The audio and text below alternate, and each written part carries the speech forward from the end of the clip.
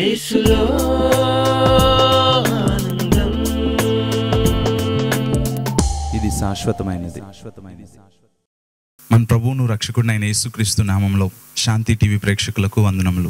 Brother Shobhan గారిచే పరిశుద్ధాత్మ ప్రేరణతో ప్రారంభించబడిన శాంతి టీవీ ద్వారా ఇప్పటికే అనేక మంది ప్రజలు దీవించబడినారని మేము విశ్వసిస్తున్నాం. అదేవిధంగా పరిశుద్ధాత్మ ప్రేరణతో ప్రజలకు దేవుని యొక్క శక్తి కలిగిన వాక్యాన్ని అందించాలనే కోరికతో యేసులో ఆనందం అనే కార్యక్రమాన్ని శాంతి టీవీ ద్వారా ప్రసారం చేస్తున్నాం. ఈ కార్యక్రమం ద్వారా మీరందరూ ప్రార్థనాపూర్వకంగా దీవించబడాలని ఆశిస్తున్నాను. దేవుడు మిమ్మల్ని దీవించునుగాక. యేసులో ఆనందం. ఇది శాశ్వతమైనది.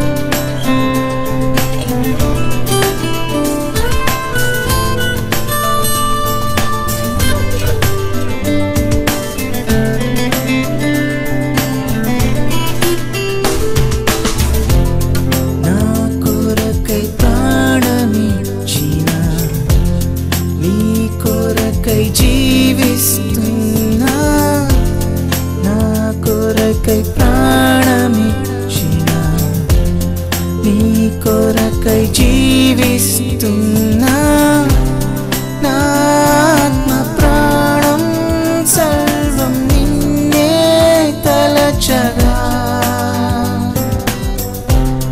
నా గుండె శబ్దం నిత్యం యేసే యేసేగా నా ఆత్మ ప్రాణం సర్వం నిన్నే తలచగా నా గుండె శబ్దం నిత్యం యేసే యేసేగా యేసుతో ఈ జీవితం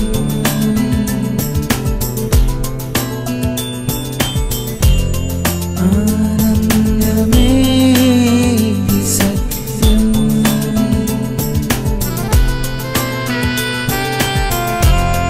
యేసుతో ఈ జీవితం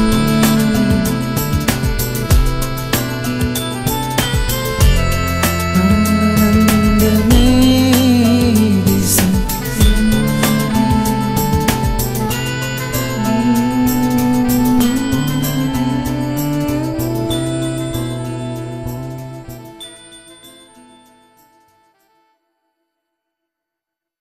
యేసులో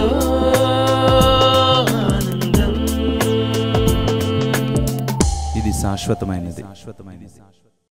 దేవుని సన్నిధికి రావడం ద్వారా ఎటువంటి దీవెనలు పొందుతాం అన్నది కోరహు కుమారులు ఒక గొప్ప ప్రత్యక్షతను కలిగి ఉన్నారు. ఈ ప్రత్యక్షత దేవుడు మనకి కూడా ఇవ్వాలని ఈ రోజున 84వ కీర్తన ద్వారా దేవుడు మనతో మాట్లాడుతున్నాడు. ఇక్కడ మనం చూసినట్లయితే కీర్తనకారుడు తన హృదయాంతరాల్లో నుంచి అంటున్నాడు, సైన్యములకు అధిపతి ఒక యెహోవా నీ నివాసములు ఎంత రమ్యమైనవి అని చెప్పి అంటున్నాడు. సో ఇక్కడ ఈ కీర్తనకారుడు దేవుని యొక్క నివాసంలో, దేవుని యొక్క మందిరంలో, దేవుని యొక్క సన్నిధిలో ఒక సుందరత్వాన్ని చూశాడు, ఒక రమ్యమైన విషయాన్ని చూశాడు. అంటే ఆ కట్టడం చాలా అందంగా ఉందనో లేకపోతే అందులో ఉన్న ఇంటీరియర్స్ బాగున్నాయనో కాదు, కానీ అక్కడ దేవుని యొక్క సన్నిధి ఉంది కనుక అది ఎంతో రమ్యమైందిగా కీర్తనకారునికి కనిపించింది. ఏ రోజైతే దేవుని మందిరం ఒక వ్యక్తికి రమ్యమైందిగా కనిపిస్తుందో, ఆశీర్వాదకరమైనదిగా కనిపిస్తుందో, ఇష్టకరమైనదిగా కనిపిస్తుందో, దీవెనకరమైనదిగా కనిపిస్తుందో, ఆ రోజున దేవుని ప్రజలు నిజంగా దేవుని మందిరానికి ఆసక్తితో పరుగులెత్తుకుని రావడాన్ని మనం చూస్తాం. ఇక్కడ అంటున్నాడు చూడండి 2వ వచనంలో, యెహోవా మందిరావరణములను చూడవలనని నా ప్రాణము ఎంతో ఆశపడుచున్నది, అది సొమ్మసిల్లుచున్నది. జీవము గల దేవుని దర్శించుటకు నా హృదయమును నా శరీరమును ఆనందముతో కేకలు వేయుచున్నవి. చూసారండి, ఈ కీర్తనకారుని యొక్క భావ వ్యక్తీకరణ, దేవుని యొక్క సన్నిధి పట్ల తనకున్న ఆ భావాన్ని తెలియజేస్తున్నాడు. దేవా నీ మందిరం చాలా రమ్యమైనది అని చెప్పి అంటున్నాడు. ఇక్కడ యెహోవా మందిర ఆవరణములను చూడవలనని, దేవుని యొక్క సన్నిధిని నేను చూడాలని నా ప్రాణం ఎంతో ఆశపడుచున్నది అని చెప్పి అంటున్నాడు. జీవము గల దేవుడిని దర్శించుటకు నా హృదయమును నా శరీరమును ఆనందముతో కేకలు వేయుచున్నది. దేవుని యొక్క మందిరంలో, రమ్యమైన మందిరంలో దేవుని ఆవరణాలు చూడాలని, దేవుని యొక్క ప్రసన్నతను చూడాలని, దేవుని దర్శించుకోవాలని తన హృదయం, తన ప్రాణం, శరీరం అన్నీ కూడా ఆనందంతో కేకలు వేస్తున్నాయంట. ఒక విధంగా చెప్పాలంటే ఒక చిన్న బిడ్డకి గనక ఏదైనా ఒక క్రొత్త ప్రాంతానికి తీసుకొని వెళ్తాము అంటే, లేకపోతే వాళ్ళకి నచ్చిన జూకో, లేకపోతే బీచ్కో, లేకపోతే ఒక వుడా పార్క్కో, లేకపోతే ఒక చూడదగ్గ ప్రాంతానికో తీసుకెళ్తాం అని చెప్తే వారికి ఎంత ఆనందంగా ఉంటుంది.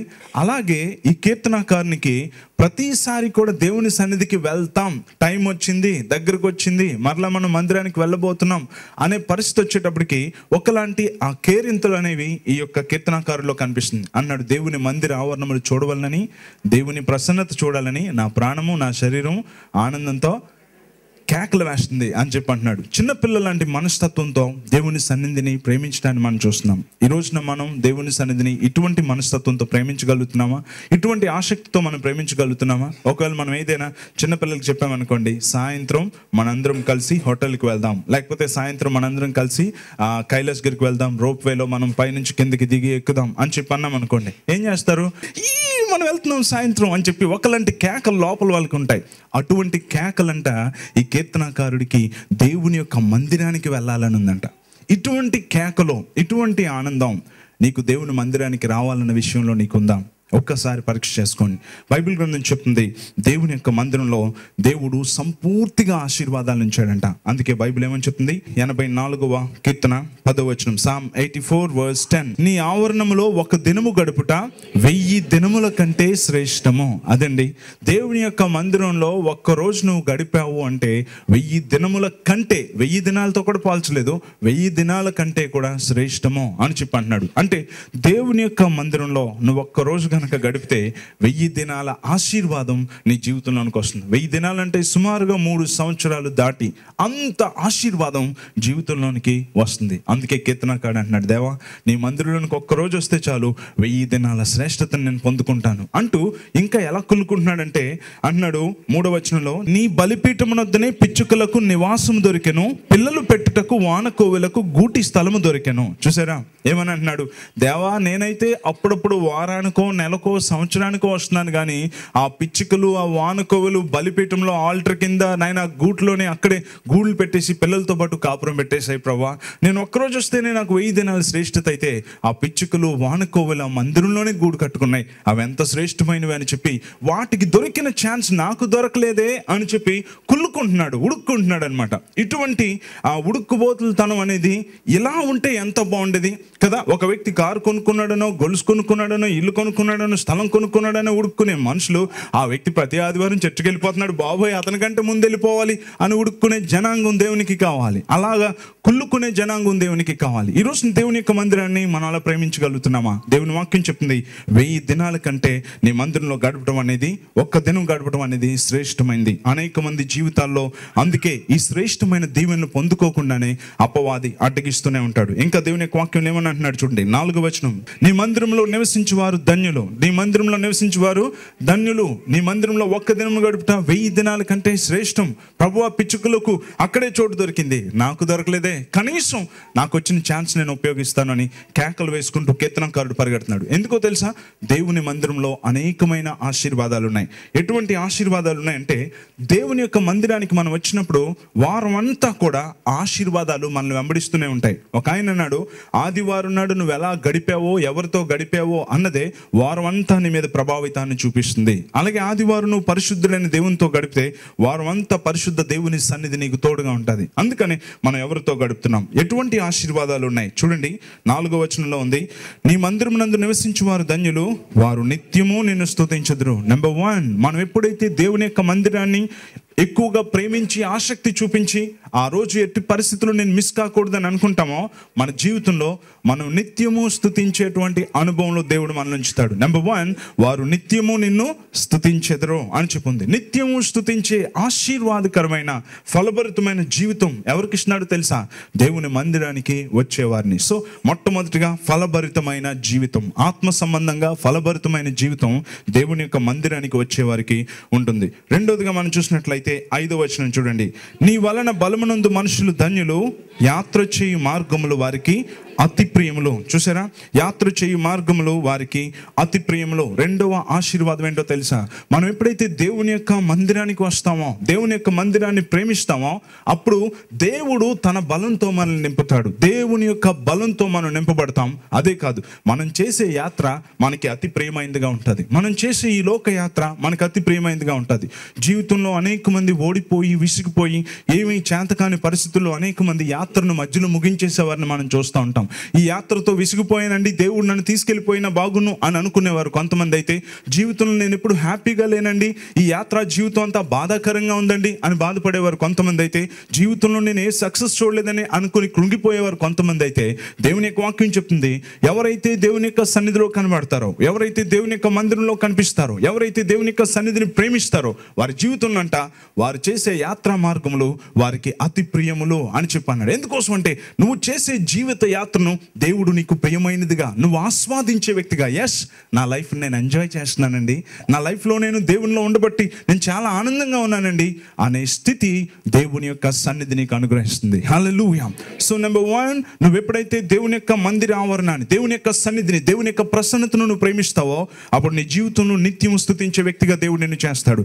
రెండవదిగా, నువ్వు ఎప్పుడైతే దేవుని యొక్క సన్నిధిని, దేవుని యొక్క ప్రసన్నతను ప్రేమిస్తావో, నీ జీవిత యాత్రలో నువ్వు ఆస్వాదించే వ్యక్తిగా ఉంటావు. కృంగిపోయి కుమిలిపోయి కుళ్ళిపోయి కృషించిపోయి అర్ధాంతరంగా జీవితం ముగిస్తే బాగున్నే అనే స్థితిలో నువ్వు ఉండకుండా నువ్వు చాలా ఆనందకరంగా గడపగలిగే స్థితిని దేవుడు నీకు ఇస్తాడు. నెంబర్ 3, మూడవదిగా 6వ వచనం, తొలకరి వాన దానిని దీవెనలతో కప్పును. నెంబర్ 3, దానిని దీవెనలతో కప్పును. దేవుని యొక్క సన్నిధికి నువ్వు వస్తున్నప్పుడు, దేవుని యొక్క మందిరానికి నువ్వు వస్తున్నప్పుడు దేవుడు తన దీవెనలతో నిన్ను నింపుతాడు. దేవుని యొక్క మందిరానికి వచ్చినప్పుడు దేవుని యొక్క ఆశీర్వాదాలతో నువ్వు నింపబడతావు. అంతేకాదు అక్కడ అంటున్నాడు, వారు బాకా లోయలో బడి వెలుచు దానిని జలమయముగా చేదురు. బాధల వేదనల మార్గం నుంచి వెళ్తూ ఎడారి లాంటి ప్రాంతాల నుంచి వెళ్తూ కూడా దాన్ని గొప్ప జలాలతో నింపే జనాంగంగా మారిపోతారు.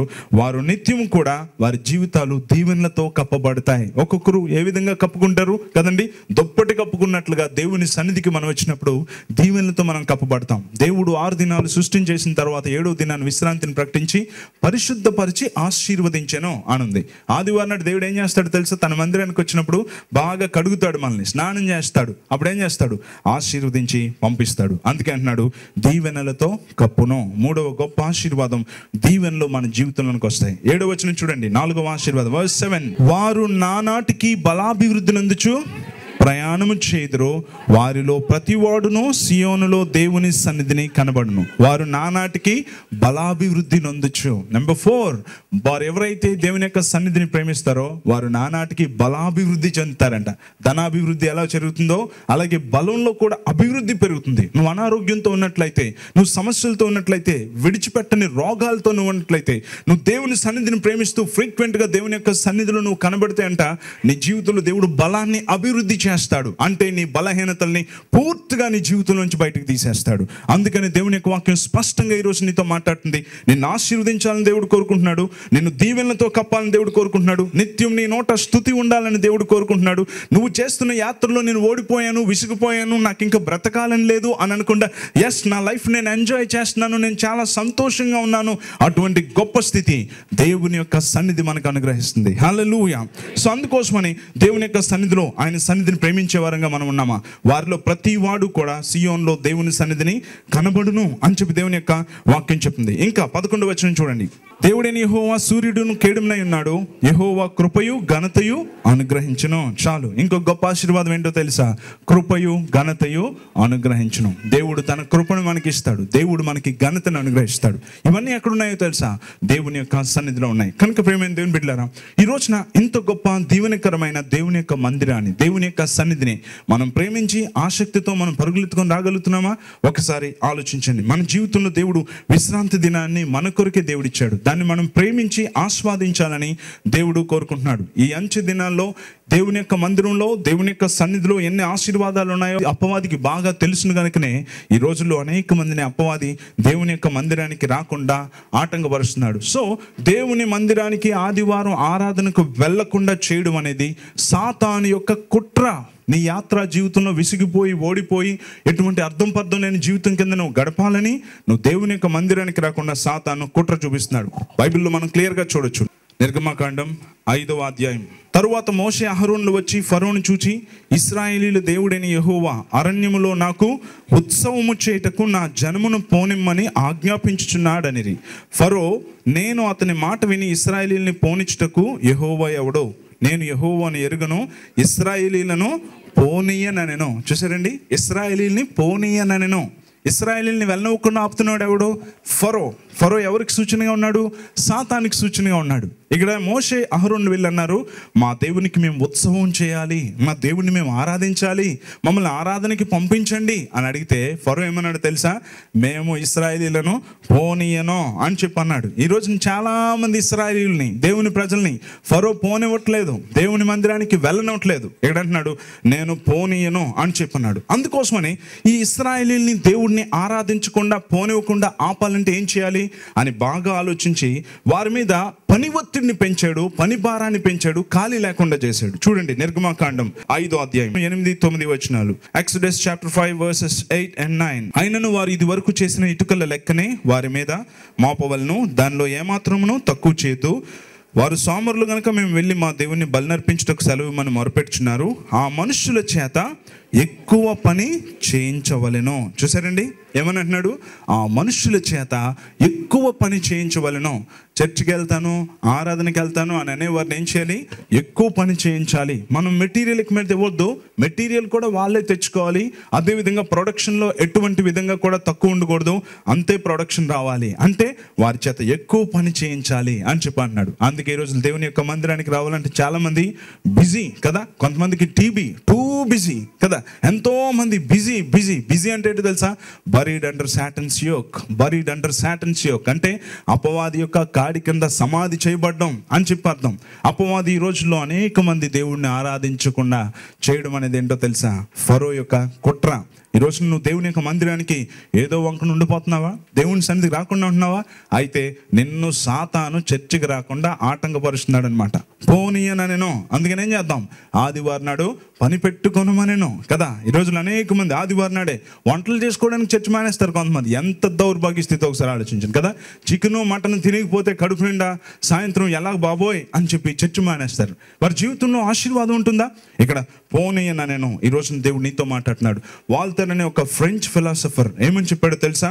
క్రైస్తవ్యాన్ని పూర్తిగా భూమి మీద ఎరాడికేట్ చేయాలంటే, పూర్తిగా తుడిచిపెట్టేయాలి అంటే ఆదివారం నాడు క్రైస్తవుడు చర్చికి వెళ్లకుండా ఆపగలిగితే చాలు అని చెప్పన్నాడు. ఈ వాల్టర్ అనే వ్యక్తి క్రైస్తవ్యాన్ని బహుగా దూషించి ద్వేషించి ఏ విధంగా అంతం చేయాలని తీవ్రంగా ఆలోచించిన వ్యక్తి. ఈ వ్యక్తి ఏమన్నాడో తెలుసా? ఆదివారం నాడు క్రైస్తవుని దేవుని మందిరానికి వెళ్లకుండా ఆపగలిగితే క్రైస్తవ్యం నాశనం అయిపోతుంది అని చెప్పన్నాడు. ఎంతగా గ్రహించాడో ఒకసారి చూడండి. సో అందుకని ఈ రోజుల్లో అనేక మందిని అనేక రకాలుగా దేవుని మందిరానికి వెళ్లకుండా అపవాది ఆటంకపరుస్తున్నాడు. కొంతమంది భర్తలు అయితే, కొంతమంది భార్యలు, కొంతమంది పిల్లలు దేవుని యొక్క మందిరానికి వెళ్లకుండా ఆటంకపరిచేవారు ఉంటారు. ఈరోజు దేవుని యొక్క వాక్యం నీతో మాట్లాడుతుంది. దేవుని మందిరాన్ని నువ్వు ప్రేమించగలుగుతున్నావా? విశ్రాంతి దినంగా దేవుడు మనకు ఆదివారం ఇచ్చాడు. ఆదివారాన్ని మనం ఘనంగా ఆచరించినప్పుడు దేవుడు మనల్ని ఆశీర్వదిస్తాడు. ఎందుకు అపవాది వెళ్ళనివ్వకుండా ఆటంకపరుస్తాడో తెలుసా? నువ్వు ఎప్పుడైతే ఆదివారం ఘనంగా ఆచరిస్తావో దేవుడు నిన్ను ఆశీర్వదిస్తాడు. యెషయా గ్రంథం 58వ అధ్యాయం 13-14 వచనాలు. నా విశ్రాంతి దినమున వ్యాపారం చేయకుండా నాకు ప్రతిష్ఠితమైన దినమని నీ ఓరుకుండిని ఎడ్లా. విశ్రాంతి దినము మనోహరమైనదియు యెహోవాకు ప్రతిష్ఠిత దినమనియు ఘనమైనదనియు అనుకొని దాన్ని ఘనముగా ఆచరించిన ఎడ్లా. నీకిష్టమైన పనులు చేయకయు వ్యాపారము చేయకయు లోకవార్తలు చెప్పుకొనకి ఉండిన ఎడలా నీవు యెహోవా యందు ఆనందించదువు. దేశం యొక్క ఉన్నత స్థలముల మీద నేను నిన్నెక్కించెదను. అండర్లైన్ చేసుకోండి. దేశం యొక్క ఉన్నత స్థలముల మీద నేను నిన్నెక్కించెదను అని చెప్పి దేవుని వాక్యం క్లియర్గా చెప్తుంది. ఎప్పుడో తెలుసా? దేవుని యొక్క మందిరాన్ని మనం ప్రేమించినప్పుడు, దేవుని సన్నిధిని మనం ప్రేమించినప్పుడు దేవుడు మనల్ని దేశం యొక్క ఉన్నత స్థలాల మీదకి ఎక్కిస్తాడు. అబద్ధాలు ఆడడానికి దేవుడు నరుడు కాదు. మన దేవుడు నిజం చెప్పేవాడు. మన దేవుడు సత్యమై ఉన్నాడు. మన దేవుని యొక్క మాటని గనక మనం వింటే సున్నా పొల్లు పోకుండా నువ్వు దేశం యొక్క ఉన్నత స్థలాల మీదకి హెచ్చింపబడతావు. ఈ రోజున నీకు తినడానికి లేకపోవచ్చు, ఈ రోజున నీది మంచి కులం కాకపోవచ్చు, ఈ రోజున నీకు మంచి ఫ్యామిలీ బ్యాక్గ్రౌండ్ లేకపోవచ్చు, ఈ రోజున నీ చుట్టూ ఉండేవారు నిన్ను చాలా తక్కువగా చూస్తూ ఉండొచ్చు. కానీ నువ్వు దేవుని యొక్క వాక్యాన్ని ప్రేమించి దేవుని సన్నిధిని ప్రేమించే వ్యక్తివైతే, ఎస్ దేవుడు ఇలా చెప్పాడు నేను చేస్తాను అని గనక నువ్వు అడుగు వేసినట్లయితే, నేను మరలా చెప్తున్నాను, పరిస్థితులు ఏవైనా నీ జీవితం ఏదైనప్పటికీ కూడా నువ్వు దేవుని వాక్యానికి విధేయత చూపిస్తే నిన్ను దేవుడు దేశం యొక్క ఉన్నత స్థలాల మీదకి హెచ్చిస్తాడు. నమ్మిన వారు ఆమేన్ చెప్దామా? ఎస్, దేవుడు మనల్ని హెచ్చించాలని కోరుకునే దేవుడు, మనకి దేవుడు శక్తిని ఇవ్వాలని కోరుకున్నాడు దేవుడు. మనల్ని చేసిన దేవుడికి మనం ఎప్పుడు ఏం చేస్తే మంచిదో తెలుసు కనుకనే మన జీవితంలో విశ్రాంతి అనే దాన్ని కూడా ప్రకటించాడు. కనుకనే ఒక సంఘటన నేను మీతో చెప్తాను. ఒకసారి లండన్ పట్టణంలో మరి నివసించే షాఫ్టర్స్ బరీ అనే ఒక అధికారి దగ్గర గాడిదల్ని పెంచి వాటి ద్వారా వ్యాపారం చేయగలిగే ఒక గాడిదల పెంపకం కలిగిన వ్యక్తి ఒక కొత్త విషయాన్ని చెప్పాడు. అదేమని చెప్పాడంటే, అయ్యగారండి నా దగ్గర చాలా గాడిదలు ఉన్నాయి. ఈ గాడిదలు ప్రతిరోజు కూడా బరువులు మోస్తూ 15 మైళ్ళు నడుస్తూ ఉంటాయండి. ప్రతిరోజు 15 మైళ్ళు నడుస్తూ ఉంటాయండి. అయితే ఇవి ఈ విధంగా నడుస్తూ పూర్తిగా నీరసించిపోతున్నాయండి, ఎక్కువ పని చేయలేకపోతున్నాయి. అందుకని నేను ఏం చేశానంటే, నా గాడిదల్లో కొన్నింటికి ఆదివారం నాడు విశ్రాంతి ఇచ్చానండి. కొన్ని గాడిదలు మాత్రం నడిపించడం మొదలు పెట్టాను, కొన్ని గాడిదలకు ఆదివారం నాడు విశ్రాంతి ఇవ్వడం మొదలు పెట్టానండి.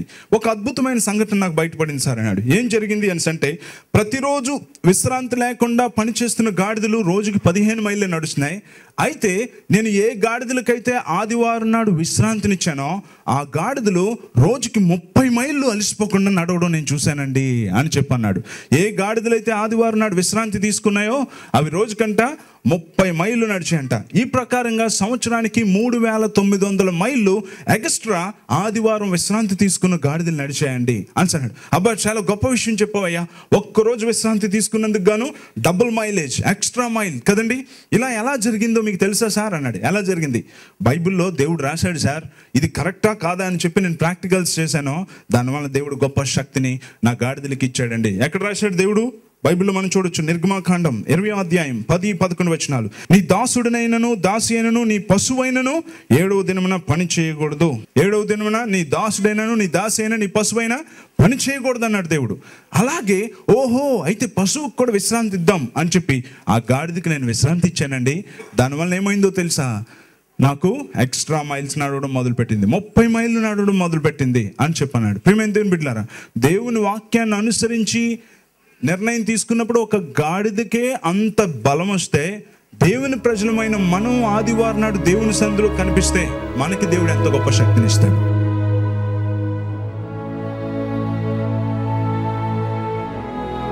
దేవా, ఈరోజు నా 84వ కీర్తన ద్వారా నీ సన్నిధిలో మేము గడిపినప్పుడు ఎన్ని గొప్ప దీవెనలు మాకుంటాయో నువ్వు మాకు తెలియజేసినందుకు నీకు స్తోత్రాలు. స్వేచ్ఛగా నీ మందిరానికి వచ్చే భాగ్యం దయచేయండి. కుటుంబాలతో కలిసి నీ సన్నిధికి వచ్చే భాగ్యం దయచేయండి. ఎంతమంది వివాహాల కొరకు ఎదురు చూస్తున్నారు? ఈ సంవత్సరం అద్భుతమైన ఘనమైన క్రైస్తవ వివాహాలు జరగడానికి సాయించండి.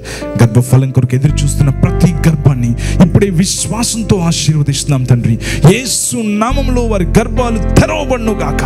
చక్కని బిడ్డలను వారికి దయచేయమని అడుగుచున్నాం. ఎంతమంది అనారోగ్యాలతో బాధపడుతూ ఉన్నారు, ఎవరికి చెప్పుకోలేని రోగాలతో దురాత్మల చేత పీడింపడుతున్నారు, వారిని ఈ సమయంలో నీ పాదాల దగ్గర జ్ఞాపకం చేసుకున్నాం. వారి శరీరంలో ఉన్న ప్రతి బలహీనత, అనారోగ్యం, దురాత్మ కార్యాన్ని యేసు నామములో ఇప్పుడే విడిచి పొమ్మని ఆజ్ఞాపిస్తున్నాం.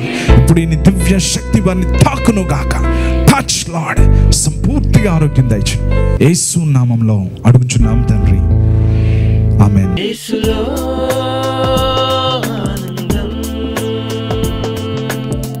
ఇది శాశ్వతమైనది.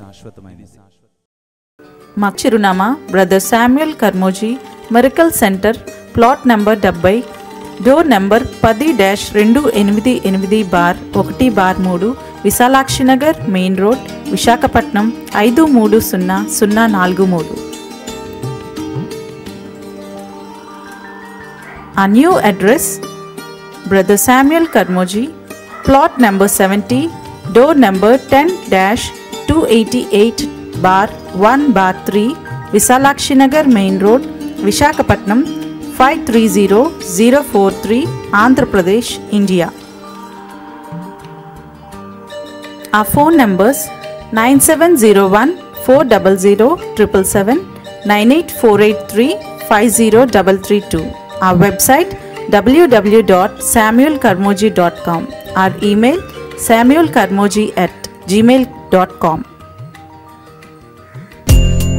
Isulo